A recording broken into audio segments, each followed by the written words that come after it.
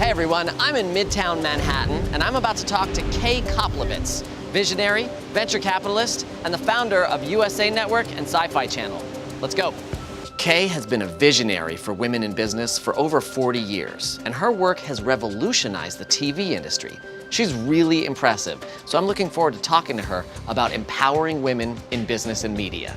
I was going over everything that you've done, and going over it made me tired.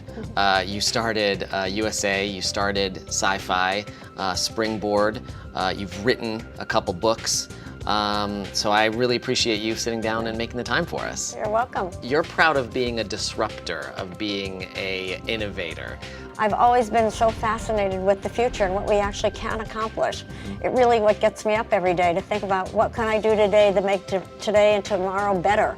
Why have you taken such a focus on women? Well, I grew up in a time when there were very few women in business. I started USA after writing a master's thesis on satellite communications in the late 60s and having to wait 7 years and learn my skills in television and satellites and cable television to put it all together to launch what became USA Network. I grew up in a man's world, which I'm very comfortable in, but I always tried to advance women at the same time. And so that's what really motivated me, and now I've been doing that for more than 15 years now, really identifying women in technology and life sciences to raise capital and create sustainable large businesses, something that I really have a passion for. Do you think people treat you differently just because you're a woman?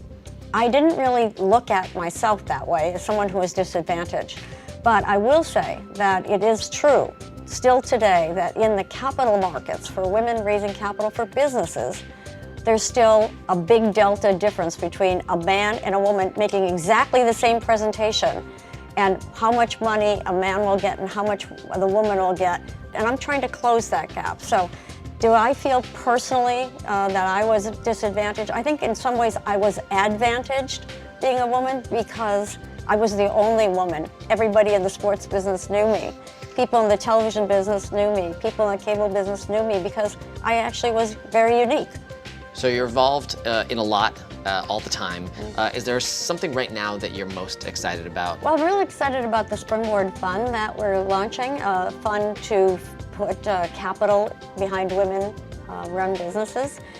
We have 600 companies that have come through the Springboard Accelerator in 15 years. Just to give you a scope of the importance of these companies have collectively raised $7 billion in capital, all the way from IPOs like iRobot and Zipcar and Constant Contact, companies like that, Xenogen, Icagen, also from the biotech world, and all the way down to all kinds of companies that are in the media business, that are in fashion technology. We just launched the Fashion Tech Lab here in 2014 in New York. Very exciting opportunities for us to put capital to work, and we need more women putting capital to work. So everybody's not cut out to be an entrepreneur, but it was a passion of mine, and I got to live it, and that's very exciting. And I want other women to have the same opportunity.